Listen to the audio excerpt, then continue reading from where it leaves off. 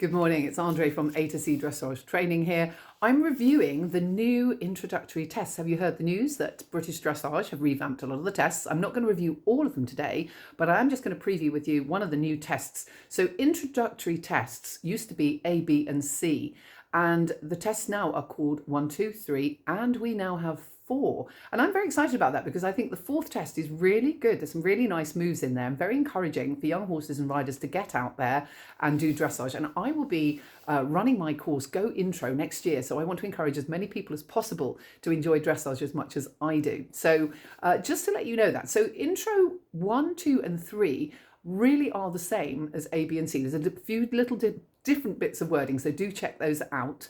But Intro 4 is a completely new test. Now, why do I think that's a super new test? I think it's super for a couple of reasons. And I'm going to sort of just tell you some of the moves. I'm not going to run through the whole test. There is a give and retake of the inside rein in trot through a corner. Why do I think that's good? Because it's really going to show whether riders have trained their horses to be in self-carriage and self-balance.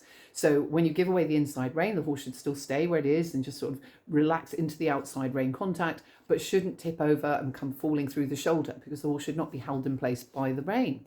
So for one, that I think is a really good move. One of the other moves I really like in there is a 5-meter loop from K to H. So imagine you're on your long side and you're coming out from K to the 5-meter line and back on. Now, get your sort of dimensions going there. The school is 20 meters wide, center line is 10 meters. So from the track to the center line is 10 meters. You need to hit halfway between center line and your track to make a 5-meter loop. So that's something you could be practicing because it really does require a little bit of practice and skill to do that, and a suppleness. And this is why I get so excited about it, because to make horses more supple and ease in their movements is a really good training tool. So start this right from the beginning at introductory level, which is the first level of training and competing in dressage is vital. And so it's really well written, this test. The other reason I think it's a good test is it's symmetrical. I couldn't find the word there. It's a symmetrical test. Why is that good? It's good for you because you can remember a symmetrical test much easier. If you think you're going to do a circle to the right and then you do a circle to the left, or you're going to do a shallow loop to the left and a shallow loop to the right, it is much easier in your brain to work that out, that everything you've done on one side you're going to do on the other. You will remember the movements much easier, believe me.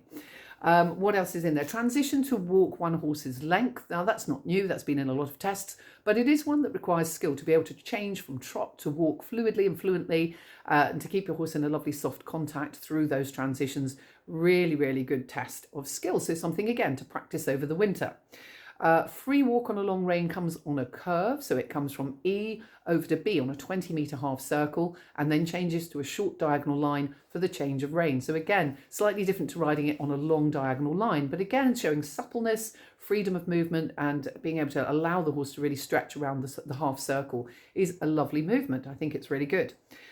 We have a serpentine in there as well. This is again not new, but I really do think serpentines are a great exercise for young horses. Allows them to bend on opposite reins and you can test the horse's suppleness and you can feel whether the horse has got that ease of change from right to left or left to right. You can see. So it's a really good tool, an analytical tool to find out whether your horse is supple or not without even changing the rein. So it's a really good exercise. Get used to riding serpentines. How accurate are they? Are they the same size loops? Question, some homework for you. The final on this is that we'll be coming from the F marker to X on a short diagonal line and then straight down to G for our final halt.